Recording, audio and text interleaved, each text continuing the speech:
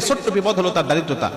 দারিদ্রতা হলো আমাদের জীবনের সবচেয়ে বড় বিপদ। আর নবীজি বলছে 70টির মধ্যে দারিদ্রতাই হলো ছোট্ট বিপদ। তার মানে আরো বড় বড় যত বিপদ আপদ বালা মুসিবত রয়েছে, আল্লাহ সব বালা মুসিবত থেকে আমাদেরকে হেফাজত করবে। তার মানে আমি অসুস্থতা আছি, আপনি বিপদে আছেন, অসুস্থতায় আছেন, আল্লাহ পাক অসুস্থতা আপনার দূর করে দিবে। আপনি বিপদে আছেন, এই দোয়াটি পাঠ করেন, আল্লাহ বিপদ থেকেও আপনাকে মুক্ত করে দিবে। আপনি দুশ্চিন্তায় আছেন, ডিপ্রেশনে আছেন, এই দোয়াটা পাঠ করেন, আল্লাহ দুশ্চিন্তা থেকেও আপনাকে মুক্তি দান করবে। যত বিপদ আছে মানুষের শরীরে, মানুষের জীবনে, 70টি বিপদ, এমন বড় বড় বিপদ থেকে আল্লাহ পাক আপনাকে হেফাজত করবে। রাসূল সাল্লাল্লাহু আলাইহি ওয়াসাল্লাম বলেন, হযরত আবু হুরায়রা রাদিয়াল্লাহু তাআলা আনহু বর্ণনা করেন, রাসূল সাল্লাল্লাহু আলাইহি ওয়াসাল্লাম বলেন, তোমরা লা হাওলা ওয়ালা কুওয়াতা ইল্লা বিল্লাহ এই দোয়াটি বেশি বেশি পাঠ করো, কেননা এটা হলো জান্নাতের রত্ন ভান্ডার। কেননা এটা হলো জান্নাতের রত্ন ভান্ডার। এই দোয়াটি যদি তোমরা বেশি বেশি পাঠ করো, জান্নাতের রত্ন ভান্ডার তোমাদেরকে দান করা হবে।